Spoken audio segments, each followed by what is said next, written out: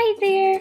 The Northeast Indiana Farm to School team is proud to share our Harvest of the Month video series.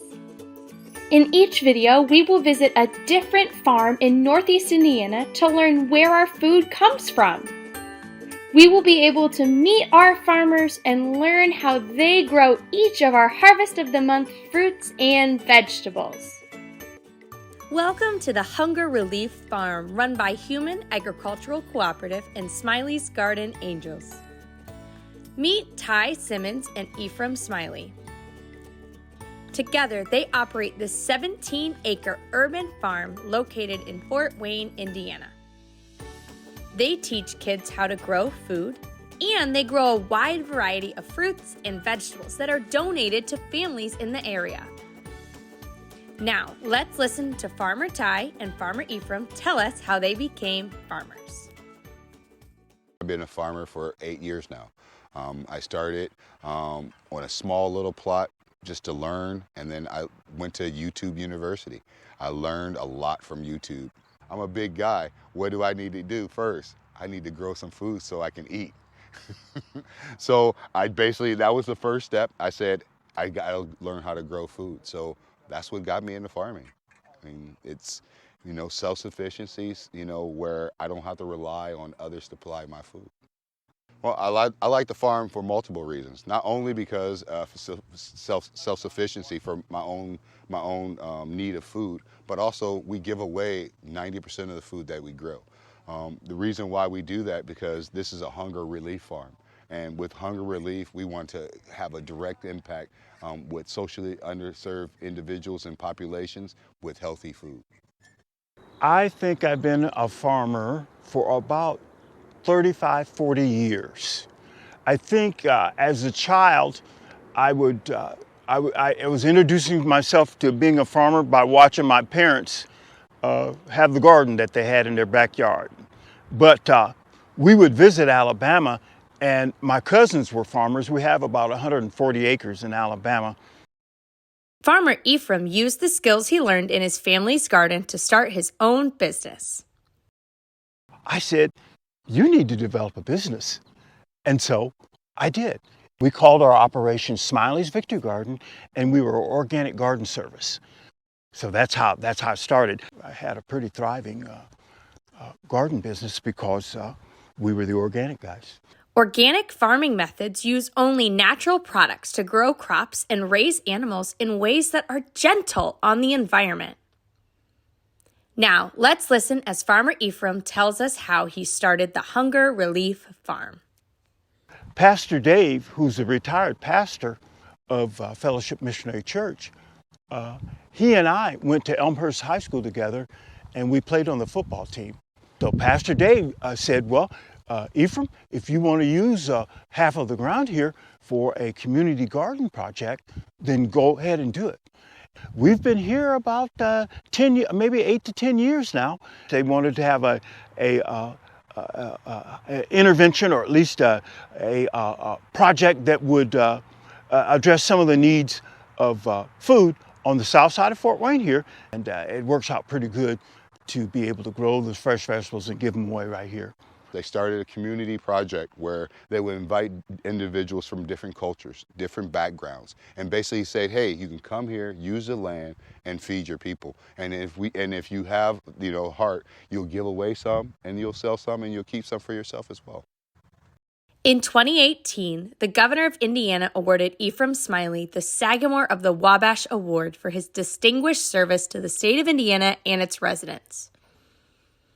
Farmer Smiley was honored for developing the Smiley's Garden Angels program, which teaches urban kids about the wonders of gardening and provides fresh produce to the city residents. We're a group of children and adults, my sons help, and we've got volunteers, who like to teach gardening. We like to teach children gardening.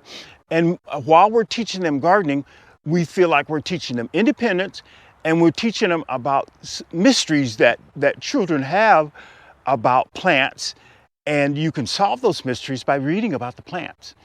We like to talk about the vocabulary associated with gardening, and that opens up a whole new area for the children. Well, Human Agricultural Cooperative's mission is to educate, train, and mentor in farming, food distribution, racial and equitable distribution, and also vocational training. We started just by farming, but when you're a farmer, you need everyone. It has to be a holistic plan to actually get it done. One of our biggest projects is our youth farming program. And what we do is every year we teach young people how to grow, how to maintenance their farm, how to harvest their produce, and then we give them produce to take home to share with their family. Because not only do they get the experience of sharing the stories of farming, but they also need to get to share in the food. We call it sharing in the harvest. Let's listen as Farmer Ephraim shares why he enjoys being a farmer and tells us about the wide variety of crops they grow at the farm. If you farm, people think that, number one, you have a special connection with these plants or you know something that they don't. And really, that's not true. What I do know is that I research plants. I like the mystery of the plants and then an attempt to command their production, increase production using organic techniques. Up here, we're going to plant a collard green farm, about 8 to 10 rows of collard greens. Yeah. And then after that, we may plant 8 to 10 rows of kale. So we want to actually prepare for a fall garden. Hopefully, we'll be able to get a nice stand that the neighborhood can use. We like to be diverse. We grow Asian vegetables. We grow all kinds of tomatoes, and then we're growing comet broccoli. We're growing okra, but we're also growing tomatillos, 3 or 4 different kinds of peppers, and we're growing Vates collards and Georgia collards. Now it's time to learn all about collards from Farmer Ephraim. I wish I could talk with people about how easy collards are to grow and then how nutritious they are. The collard is a power-packing plant of nutrients.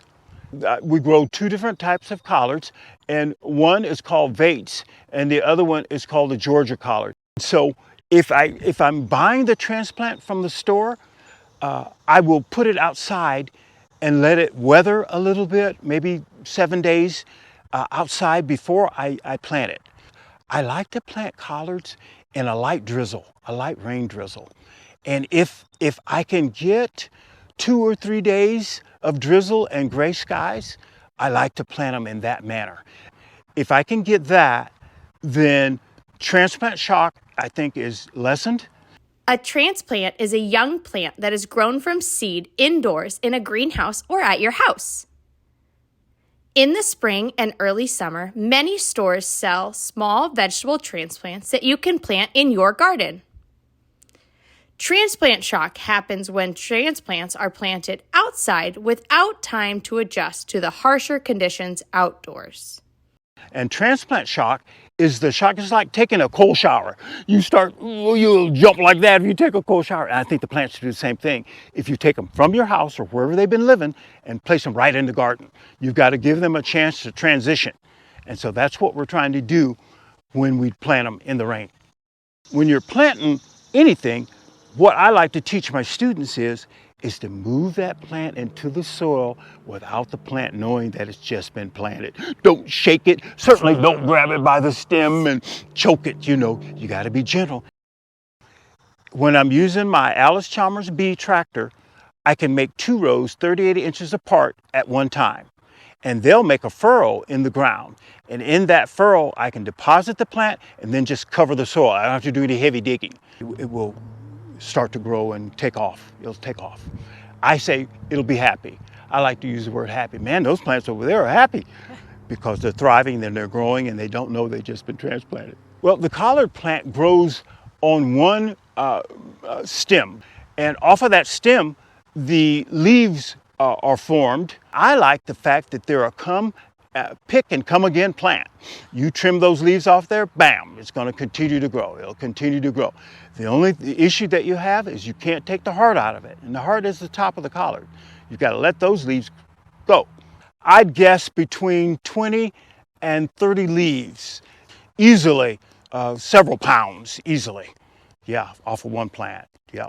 It takes between 65 to 75 days to have a mature plant where you're eating it, from seed to harvest. If you manage your collard crop correctly, you can harvest until December, till you get a frost that kills the plant. You know when the collard leaf is ready to harvest by the size that you want to pick. Now, if you want to pick them young and tender leaves that are small, they're not very big, but they're sweet. So you can clip them off. And if you've got a lot of collards, you can have a nice little salad, or you can cook them. Now, when they get bigger, people want the frost to hit them. Collards are a brassica plant. The brassica family of plants includes cabbage, kale, broccoli, cauliflower, bok choy, and Brussels sprouts. These plants are cold tolerant, which means they survive a light frost and taste even better afterwards. So you can harvest when they're small, you can harvest the leaves when they're small, or when they're large, whatever you prefer. And everybody should have collard plants or kale or brassicas like that in their backyard, in their garden, because it provides an ongoing source of nutrients for the family. Let's listen as Farmer Ty and Farmer Ephraim explain how they donate most of the fresh produce they grow to people in their community. Our main project is hunger relief. We work right here with underserved population.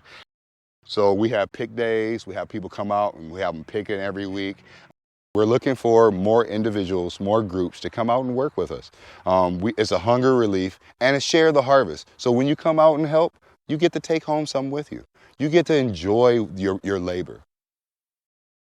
I donate the vegetables at the different social services within this area. So schools, nursing homes, anyone that will show an interest in wanting fresh vegetables. I would send the message that all of us together can help solve hunger issues in the United States of America simply by digging in and making a backyard a garden and then donating the excess produce to someone. If they could do something like that, that would we could all help solve the food problem that we have. Yeah. How do you cook collards? First and foremost, I love eating collards, okay? So I love eating collards with smoked turkey. You know, I boil my collards down with some smoked turkey. I won't give you all my ingredients, but smoked turkey is the #1 start, with some cornbread on the side. Before the farm, city boy, we would get them at the grocery store. But now, me or my mom washes them. We soak them down. You pull them away from the stem, and then you put it in a pot of water with your ingredients, your seasoning, your smoked turkey, and then you boil it down for about 3 hours. And then basically, that's how you have your greens. But boiled with salt, pepper, other vegetables is the way that I eat them. Well, I've got some in the truck. One of the volunteers brought me some. And so I'm going to eat that for brunch when I get home. Yum, yum, yum. A little cornbread on the side, catfish or chicken, whatever you prefer, or no meat.